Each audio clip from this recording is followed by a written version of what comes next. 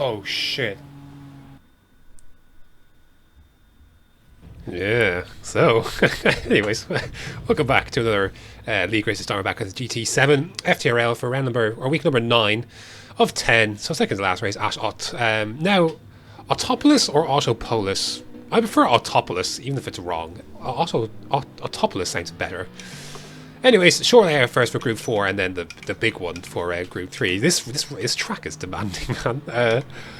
More of the few test sessions I've had here, it's been pretty sweaty stuff, but sadly, this is the best I could do. It's my first flying lap. It was a good banker. At 12 flats, fine for a banker. There just wasn't. I just couldn't get the rest of it in qualifying. So, anyway, last lap wasn't anything to write home about either. So we're going to be lining up 7th here, I believe, in our Aston Martin, just behind our teammate Lee. Really, the objective of this stage of the season is to try and finish ahead of Ross as much as possible. Really, to hope to gain enough points to overtake him. But it's gonna be difficult. But really, we're just looking to see, just continue to show pace if we can. But right. it all begins at this first race, first of 2 Group 4 races at Autopolis here. 2 of these, and then they'll each qualifying for this one, reverse for second, and then the reverse for the Group 3 one. So let's see how we get on, shall we? And as always, this Aston Martin Group 4 is good. It is a good car. I think I struggle with it more than Lee has. So he's going to have a little sneaky look down the inside of Chubbs with nothing really doing. I don't think anything actually happened this first lap now that I think about it. So we're just going to really just mosey on for 15 laps of this to go. So yeah, this should be in a jiffy. Lap 5, I got a good run. I'm going to try and have a go at Chubbs into this hairpin here, which is basically the last corner. Forgive my squeaky ass brake. It's not my arsehole, it's just my brake and my throttle now actually is a little squeaky.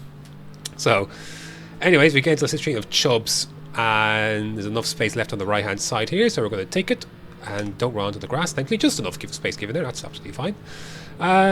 He's going to have to yield though. He's going to have to, I see him move over to the racing line, so we're going to slip down the inside and get the car turned in, and no switchback possible there. You can see he tried, but nothing doing. Lap 12, yeah, nothing really happened this race. I did fall away from the guys in front, and then battling with Witchell, who was leading this race, brought me right back into the equation, and he's really struggling on his tyre. So I thought I'd try and sell dummy to the left. He didn't really go defensive here, to be fair, so I knew he was struggling with tyres, and I was like, right, I'm just going to have him on the brakes. So go stick the car in and force him to make a decision.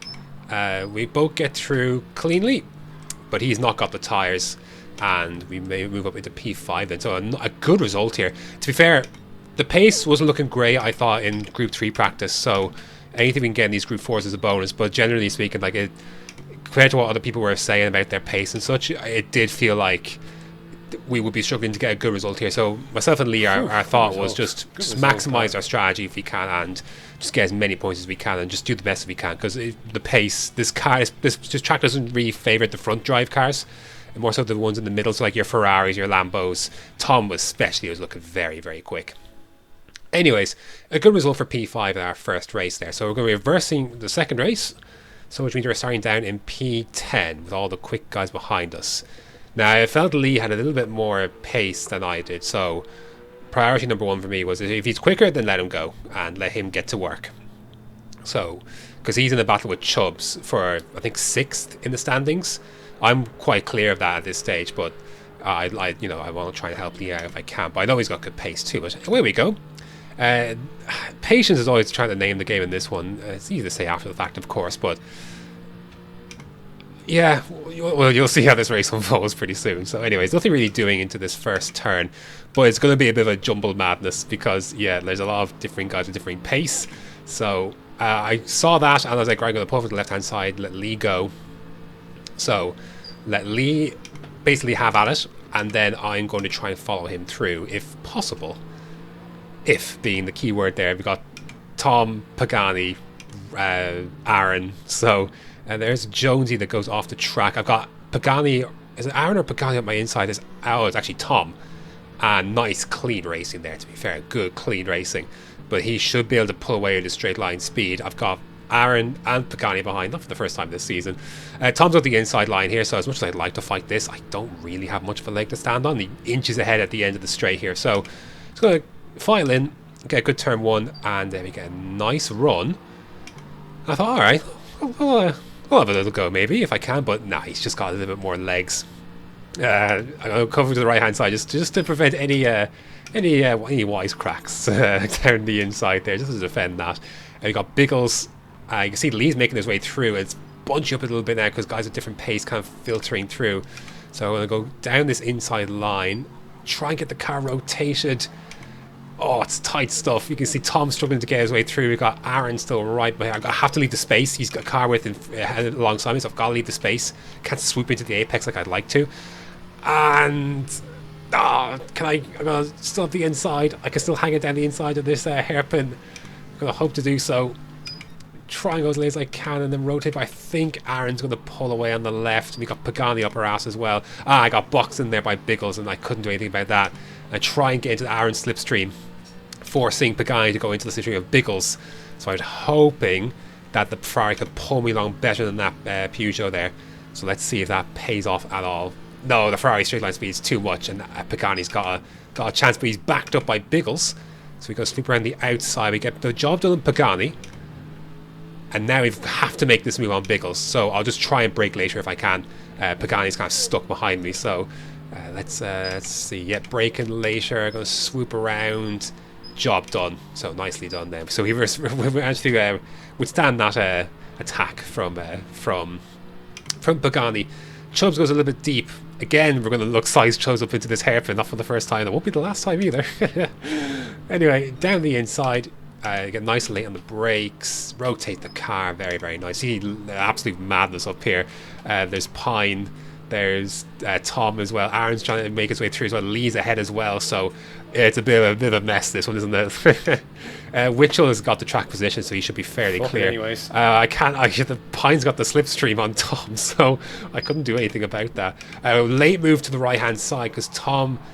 Yeah, I was a little bit early on the brakes, but I lost out there to Pine, and I lost out then to Pagani, and then got Biggles coming at me as well. So this is all going tits up, really. To be fair, I have to get this done though. I can't be knocking around here. Have to follow these guys through. We've been unlucky, and so other guys as well, that they place into their car, and then I try and go for the move down here, Biggles, but he moves late as well. Oh shit! Sorry. And yeah, the collision there. I don't think he expected me to go down that gap, and then he thought he had the gap to go to the right, but I already committed to the inside. So yeah, that was a tough one. But anyway, we did catch up though somewhat. And there goes Dusty Fossil. So despite that, we were still in the mix here, and yeah, now we're back trying to get ahead of Chubbs. So that's how this is all gone. Lee's had a bit of an off as well. I think he had it coming together with Ross and had to let him go. So his progress has been stunted. Aaron and Tom have been let loose, more so Aaron. And again, Chubbs going side by side here with Pagani. He's going to get nudged onto the grass a little bit. So here we go again. We got the run. I'm going to use this and go down the inside. So I know I've got Chubbs here twice already. I try to make it a third time, shit, sorry, Chubbs. And I go a bit deep, and I thought I'd run him out of road. But when I looked at the replay, he was on full lock regardless. My car had nothing to do with it, and that's why he pushes me forward, because I actually hadn't run him off. I'm trying to let you go, man. So I didn't understand what the story was, but I actually didn't need to do that. I hadn't run him out of road at all. It was his error as well. So I was like, I didn't know that at the time, of course. So I apologized after the race. He's like, nah. Oh dear, it's an absolute disaster. Yeah, and I saw the glimpse up front. I was like, oh no, this has gone tits up very, very quickly. So we were moving through the field well, me and Lee, and then it all went tits up, and that was rough. So anyways, it was just trying to reclaim some lost positions at this stage. Joker being the first one here, who was leading the race, I think, earlier on. If we hadn't had our kerfuffles here with Chubbs and Biggles, I mean, not so much Biggles, but who knows what kind of race we could have had, and the same goes for Lee. Anyways, lap 15, we did get up to Ross. Oh, my squeaky ass brake, man. I don't know what to do about that. I have to take the whole thing out. I don't want to do that.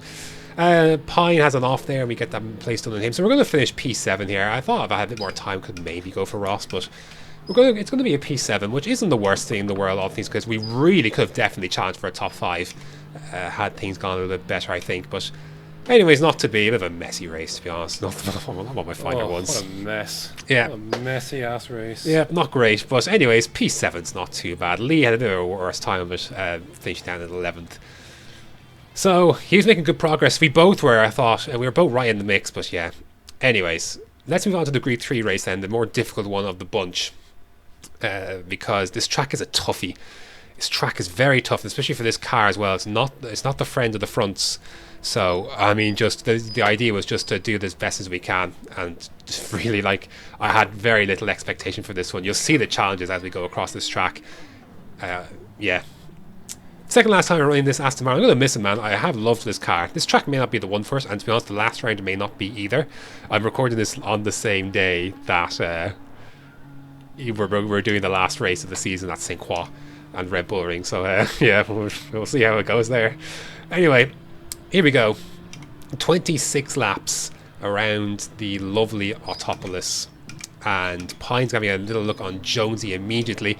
There's a bit of, oh dear, Chubbs is around, Joker's off the track, and Jonesy has to get off of as well. So immediately we're up at the P5. That's an excellent start. Lee's up at the second, which is excellent as well. So our strategy was, oh sorry, Jonesy gets back through there, but I'm going to try and nip down the outside here, and he goes a little bit deep, so we're running a little bit wide. He's going to put us side by side with Ross, and basically a drag race. I have the inside this time. Oh, that was close.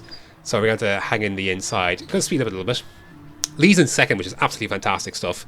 A bit of a wobble there. That was not great. I had a bit of a wobble. I thought I compromised Ross a bit. But Jonesy's going to go a little deep here. Yeah, Jonesy goes deep here.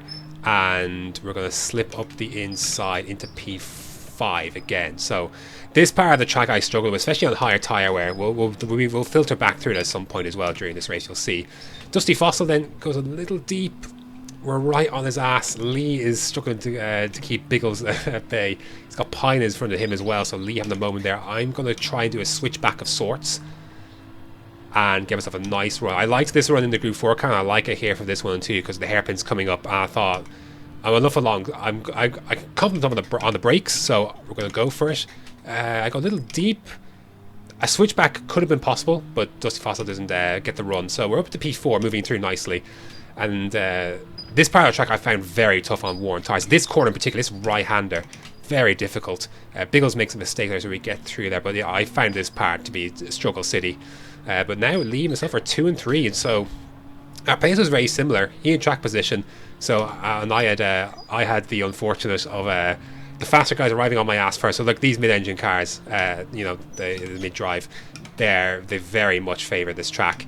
And I know Tom is super quick around here, so I knew before the straight even I did keep him behind for like 3 laps or so. I'd held up his progress as best as I could, but I didn't have much to fight with here, so I did give up the fight at this stage. Could I have gone more defensive? Sure, but I'd done well enough at this stage. I thought I'd held him up for a few laps, and yeah, in the end I knew I would succumb to that battle.